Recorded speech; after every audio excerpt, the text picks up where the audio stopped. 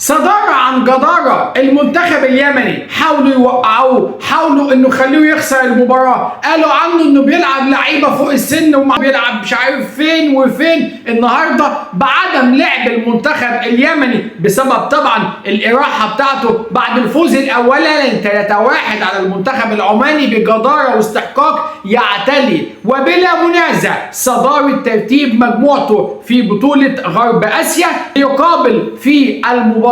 القادمة المنتخب السعودي اللي النهارده خسر في مباراة مفاجئة، كان متقدم على المنتخب العماني 2-1 والمباراة ماشية انه هو حاصل على ال3 نقاط، والمباراة الأخيرة هتبقى مباراة الفاينل زي ما بيقولوا أمام المنتخب السعودي والمنتخب اليمني، ولكن يحصل ان لاعب طرد من المنتخب السوداني وبعد كده يقلب المنتخب العماني المباراة ليفوز بمنتدى 3-2 على المنتخب السعودي لتسهل مأمورية المنتخب اليمني اللي في ناس كتير قالت شكوى للاتحاد الآسيوي. الاتحاد الآسيوي بيكشف عن لعيبة من جديد، عندهم لعيبة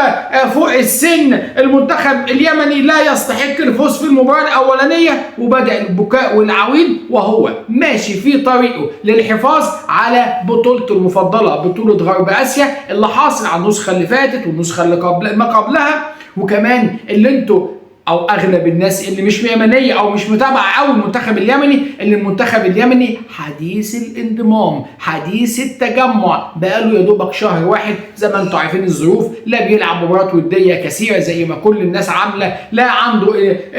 مباريات وعمل احتكاكات، كل دوت بعيد عن المنتخب اليمني. ولكن اول مباراه فاز على المنتخب العماني 3-1 بجداره وباستحقاق، كان 2-0، وبعد كده عاد المنتخب العماني وقدر يعود بهدف ثالث المنتخب اليمني. هتقول لي ايه حظوظ المنتخب اليمني للصعود الى نصف النهائي؟ اقول لك يكسب صاعد، يتعادل صاعد، خسران 1 صاعد. الله، المأمورية سهلة؟ سهلة، ولكن في زي ما بيقولوا كده ما بين المنتخب السعودي انه بقى متكرس ليه عقده من المنتخب اليمني، فلاعيبه السعوديه من الرغم انها خسرانه النهارده ولكن لسه ما زالت في ارض الملعب،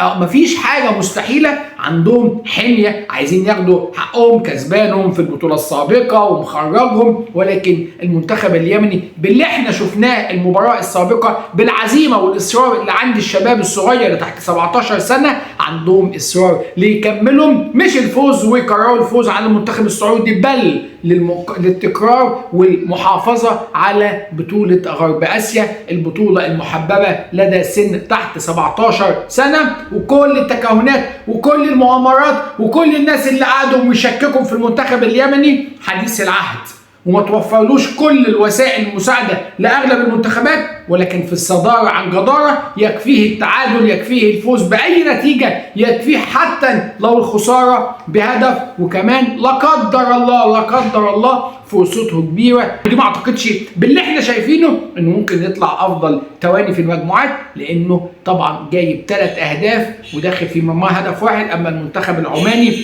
داخل فيه 3 أهداف في المباراة الأولى و5 يعني -2، أما المنتخب اليمني +2، فعشان كده صدارة يمنية وصعود يمني والعزاء اللي كانت بتشكك فيه. بشكركم شكرا جزيلا، اوعى تنسى اللايك، المشاركة، سلام عليكم.